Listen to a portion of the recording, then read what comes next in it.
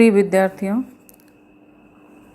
आधुनिक हिंदी कविता में जो भावनाएं समान रूप से सभी कालों में विद्यमान थी, यानी जो उत्थान पतन आधुनिक काल के अंतर्गत हुए, उनमें जो सामाजिक भावना विद्यमान थी, उस सामाजिक भावना और चेतना की हम बात कर रहे थे। हमने पूर्व व्याख्यान में भारतेंदु युग में जो सामाजिक चेतना थी उसके बारे में बात की थी। आज हम द्विवेदी युग में जो सामाजिक चेतना है उसके बारे में चर्चा करने जा रहे हैं।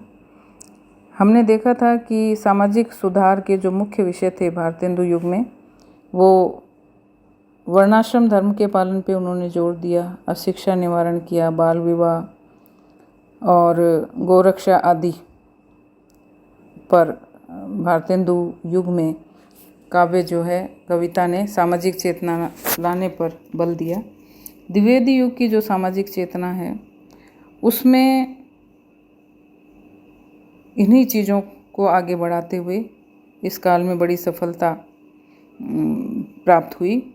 आर्य समाज ने सामाजिक कुरीतियों की आलोचना की और जो खंडन मंडन की प्रवृत्ति थी वो भी धीरे धीरे कम होने लगी। सामाजिक परिस्थितियों को सुधारने के लिए इस काल द्विवेदी युग तक आते आते जनता में पूर्ण जागृति आ चुकी थी। अंग्रेजी शिक्षा के प्रभाव से लोगों का जो दृष्टिकोण था वो धीरे धीरे व्यापक हो रहा था और सामाजिक कुरीतियों को लोग छोड़ने लगे थे।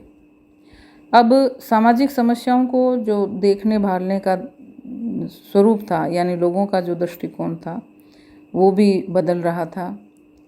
जैसे जैसे लोग पाश्चात्य शिक्षा के संपर्क में आए और स्थानीय संस्थाओं ने जो प्रयास किए, उससे लोगों में स्त्री शिक्षा के प्रति समर्थन का भाव बढ़ रहा था और दमयंती, सीता, गार्गी जैसी विदुषी स्त्रियां जो थी,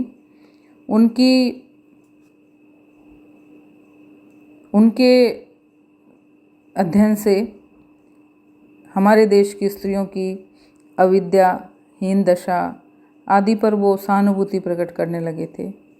जैसे जैसे स्त्री शिक्षा और नारी जागृति का प्रादुर्भाव हुआ, धीरे धीरे जैसे जैसे विकास हुआ, लोगों के मन में स्त्रियों के प्रति सम्मान का भाव जागृत हुआ और यही सारी चीज़ें आधुनिक कालीन द्विवेदी युग के साहित्य में भी दृष्टिगोचर होने लगी।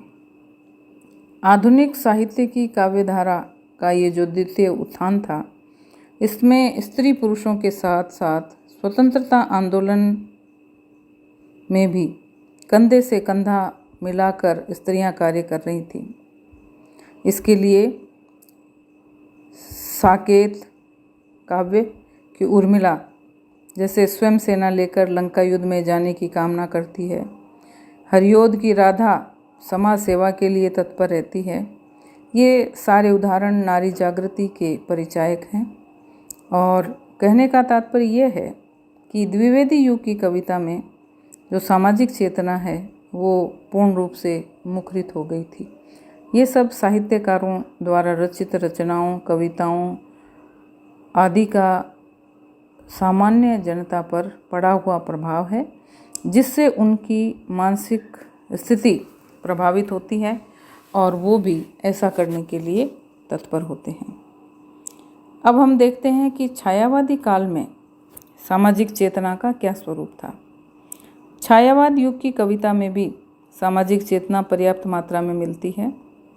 इस युग में सामाजिक समस्याओं का स्वरूप हालांकि बदल गया था और मानवतावादी विचारधाराओं का पल्लवन हो रहा था, यानी व्यक्ति विशेष के बारे में या व्यक्ति विशेष के विचार और उसकी भावनाएं प्रमुखता के साथ कविताओं में अपना स्थान पा रही थी।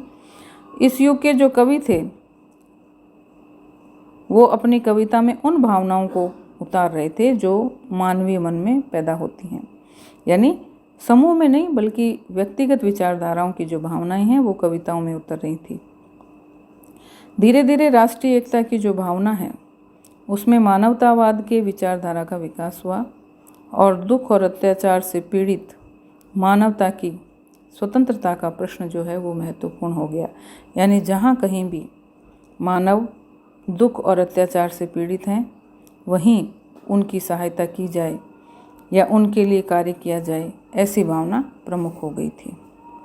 तो इस तरह अपन ये महसूस कर सकते हैं कि छायावाद युग के कवियों ने एक ऐसी नई व्यवस्था का संदेश सुनाया था जिसके अंतर्गत सभी जातियां भेदभाव भूलकर सुख और शांति से रह सकती हैं।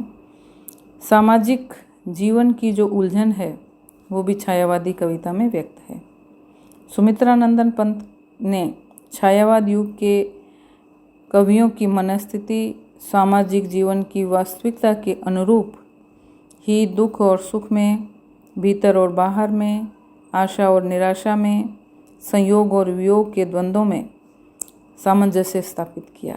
सुमित्रा नंदन पंत की जो कविताएं हैं उनमें बाहरी वातावरण और अंतर्मन दोनों का ऐसा सामंजस्य उन्होंने बिठाया कि जो व्यक्ति को प्रेरणा देने वाला था।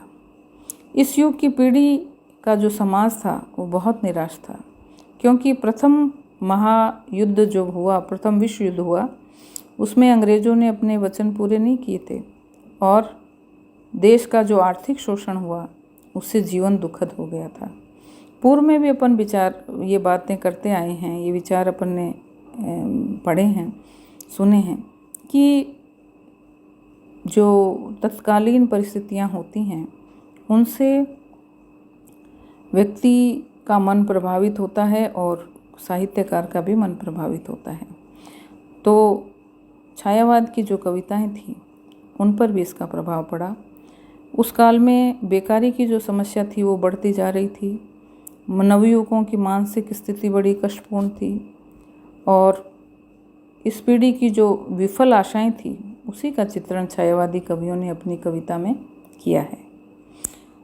यह इस समय ये बात अवश्य कही जा सकती है कि इस समय के समाज की जो निराशा थी और भाग्यवादिता का जो चित्रण इस युग में कलात्मक और सौंदर्यवादी काव्य में रहस्यमय ढंग से कवियों ने प्रस्तुत किया, और इसी वजह से ये कविता जो है वो एक नए रूप में निखर के आई।